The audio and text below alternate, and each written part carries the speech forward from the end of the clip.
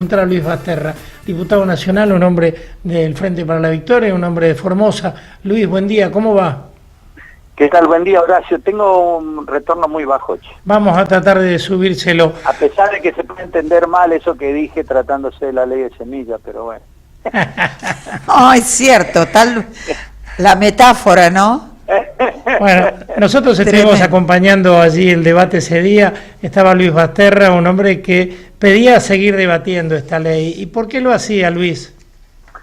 Y porque entiendo que no se ha cumplido con la institucionalidad que tiene el Poder Legislativo, que justamente es un espacio para el debate, para la búsqueda, para el análisis en profundidad y para la búsqueda de consenso. Recordemos que desde hace varios años que se viene discutiendo y debatiendo la necesidad o no de una nueva ley de semillas. Lo hicimos nosotros durante nuestro gobierno, lo hizo los últimos 2 años el diputado Alegre del Frente Renovador, y en este último año lo propuso el diputado Atilio Benedetti, que es el presidente de nuestra comisión. Y lo hizo con muy buen criterio, con muy buen tino, en el sentido de convocar a exposiciones abiertas con invitados, y habló un gran número hablaron un gran número de sectores interesados. Faltaron algunos, por ejemplo, los pueblos originarios que tienen, digamos, que los estados tienen la obligación de convocarlo de acuerdo al convenio 169 de la OIT. Pero hay que reconocer que hubo una muy buena disposición. El tema fue que de repente nos sentimos que fuimos muy arrebatados, como un asado, ¿no? Y uno no tenía demasiado motivo para entender el sentido del arrebatamiento. Se tomó puntos que habían consensuado una parte de la cadena productiva de semillas en el ámbito del Ministerio de Agroindustria, en la Comisión de Semillas, y sobre eso desarrollaron un proyecto para ser discutido. ¿Cuál es el tema? Ese proyecto fue circulado entre organizaciones, pero nunca fue presentado a la Cámara.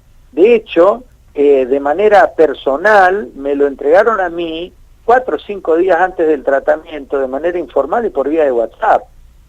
Con lo cual, nos pareció que la institucionalidad que requiere el tratamiento de una ley tan sensible como esta, ameritaba ampliar el debate, llevarlo a comisiones de asesores, profundizar, atento a que además, en el transcurso de esos 5 o 6 días, desde que nos enteramos que iban a presentar este proyecto, hemos visto posiciones muy disidentes de parte tanto de los desarrolladores de semillas como de las entidades agropecuarias. Entonces, nos parecía que ameritaba sacarlo de esta disputa de quién tiene más diputados de un lado o del otro, y que levantemos la mano por la sola pertenencia al espacio político y no por la convicción de estar o no de acuerdo con un proyecto de esta naturaleza.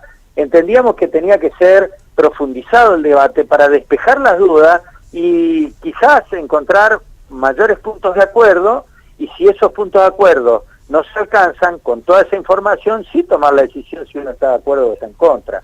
Bueno, esto es lo que a nosotros nos preocupó, y por eso desde todo el arco opositor, porque la verdad que no acompañó nadie que no fuera del espacio de Cambiemos, entendimos que esto tenía que ser llevado, profundizado en su análisis. Pero bueno, la convocatoria a una comisión conjunta, sin siquiera haber tenido oficialmente el dictamen, llevó a que la decisión política de acompañar el oficialismo a este proyecto haya tenido dictamen y que esté en condiciones eventualmente de ser tratado el próximo miércoles en la sesión que va a convocar la presidencia de la Cámara, ¿no? Ahora, Luis, hay algunos puntos en los cuales toda la oposición reclama modificaciones, el artículo 5, el 8, el 10.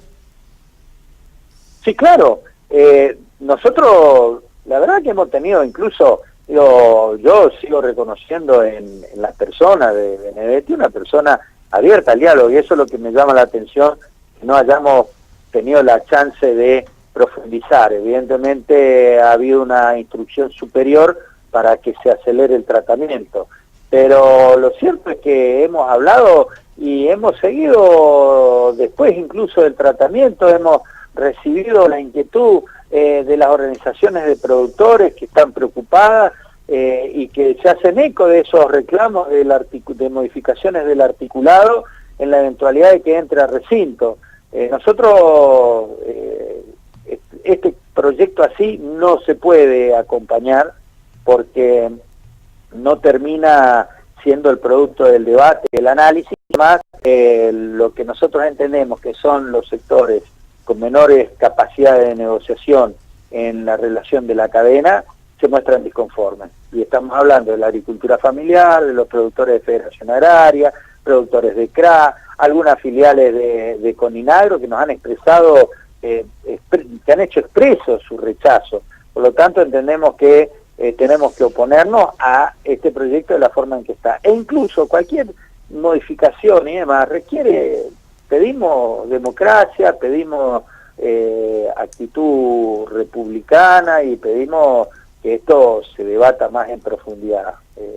Creemos que si llevamos 20 años, 4 meses más que esperemos, no tiene inconveniente. A fuerza de ser sincero, en este momento yo estoy con productores que están conmigo pidiéndome que si se llega a aprobar algo, que no queden descolgados todos los juicios que ha iniciado la empresa Monsanto a través de abogados tercerizados por el cobro de mecanismos que no están formalmente determinados. Por lo tanto, eso tampoco está en el cuerpo de la ley, eso tiene que estar incluido, eso lo pidió Sociedad Rural, CRA, Coninagro y Federación Agraria, que se defina claramente la transición, no está en la ley. Por lo tanto, son demasiadas cosas para tratarlo además en una sesión ómnibus, como va a ser la sesión del miércoles, que es una sesión en la que se aprueban los proyectos que no han tenido en general ni disidencias, ni oposición, ni hay proyectos en minoría, y que es un sano ejercicio darle la dinámica de aprobación, dado que no hay rechazo y que se los pueden aprobar sin problema. Bueno, esa va a ser una sesión de esa naturaleza el próximo miércoles, y ponernos a debatir esto que es un debate similar por las controversias a lo que fue la interrupción voluntaria del embarazo, puede llevar una decena de horas que cada diputado se exprese sobre esto. Y va a ser una complejidad innecesaria que nosotros de repente le agarró el apuro, y un asado que venía haciéndose tranquilo, como tiene que hacerse, va a salir totalmente arrebatado y bueno, no le va a gustar a ninguno, la verdad.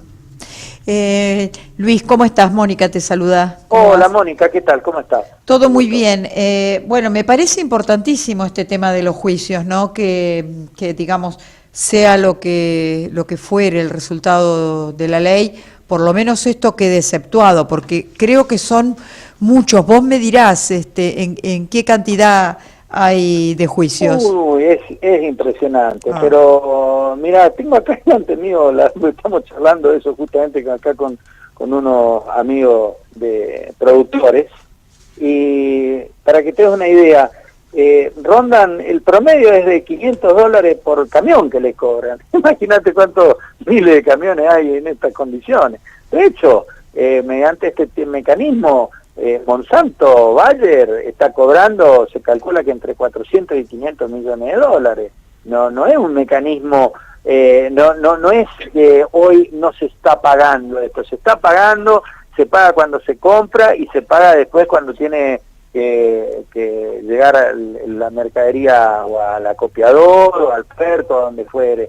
Con lo cual son millonarios los juicios que hay. Y esto sería realmente un déficit legislar sin considerar qué es lo que va a pasar con todas estas deudas que han sido demandadas bajo criterios legales que no están claros, ni hay jurisprudencia explícita sobre eso, y que la ley tiene y los define, porque define que todo se paga en la bolsa y eventualmente considera regalías, con lo cual, si se quiere, y si están de acuerdo los legisladores y las entidades, es un modo más ordenado de que se asigne, que la empresa agropecuaria asigne recursos a la incorporación de tecnología, pero no de esta forma, que nosotros entendemos que está llevando a juicios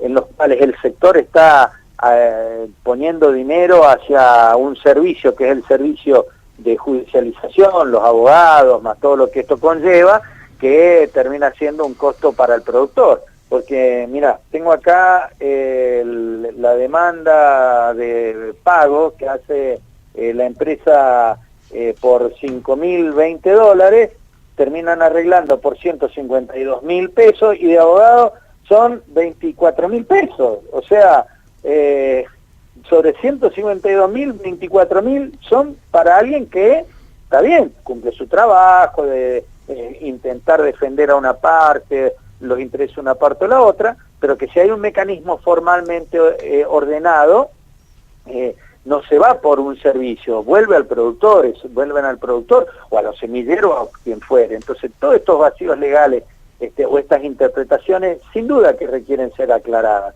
En una ley que no lo considera, entendemos que es una ley deficitaria. Seguro.